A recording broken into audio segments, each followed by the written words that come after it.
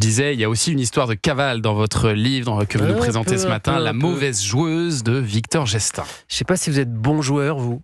Moi, oui, ça va, oui. Moi, ça va, je suis du genre à dire c'est qu'un jeu. Oui, c'est ça, pareil. Mais c'est une phrase qu'il faut jamais dire à un mauvais joueur. Ça les rend complètement fous. J'ai craché sur mon ex à l'époque au Uno. Parce qu'il disait c'est qu'un jeu. Ouais. D'accord. Ça va vous plaire. On a tous un cousin ou un copain qui gère pas ses émotions, qui balance le plateau du Monopoly. Et c'est le cas de l'héroïne du roman de Victor Gestin chez Flammarion. Ça s'appelle La mauvaise joueuse. La mauvaise joueuse, c'est la narratrice et l'héroïne. Elle s'appelle Maude. Elle est comptable. Elle est en couple. Elle vit à Saint-Nazaire.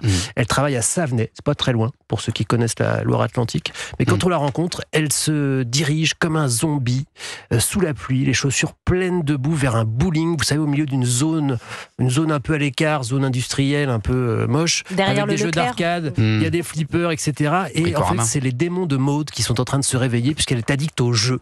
Pas au jeu d'argent, au jeu tout court, à toute forme de jeu, de compétition. Elle est très très forte et surtout elle éprouve un désir compulsif pour jouer tout le temps. Elle entre dans un raz de miteux avec des fléchettes et le score du meilleur joueur affiché, elle peut pas s'empêcher. Elle y va et elle dégomme le record à tous les coups parce que les fléchettes en particulier, c'est son père qui lui a appris et là ça rigole pas. Le jeu en général d'ailleurs, c'est son père qui était un peu fou de ça et à chaque nouveau jeu, il lui expliquait les règles avec la précision d'un notaire qui vous décortique un contrat et ça depuis toute petite, ça lui plaît beaucoup Maude. N'importe quelle règle, les choses sont claires. Enfin donc on la rencontre devant ce bowling, elle y va, elle veut jouer mais elle est seule et trempée, elle s'incruste dans un groupe de 3 copains en demandant simplement si elle peut faire une petite partie avec eux. Ils acceptent parce qu'ils sont gentils et puis elle leur rend bien mal parce qu'elle s'énerve donc à chaque fois qu'elle manque un coup, elle les nargue quand elle réussit, la mauvaise joueuse soit. Alors que fait-elle ici ? Vous verrez. Mais disons qu'elle a replongé. Elle s'était interdite de jouer depuis des années parce qu'elle sait que ça se passe mal à chaque fois. Elle avait même un vieux Nokia à l'ancienne pour éviter les tentations, mais elle l'a cassé. Le Snake. Et voilà. Et elle a acheté un smartphone. C'est le Snake, c'est la base en fait. Et elle a découvert Candy Crush et son addiction est revenue d'un coup.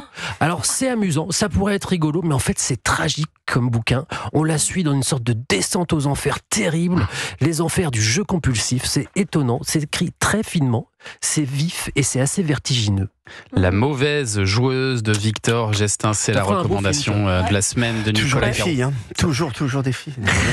Toujours le même problème.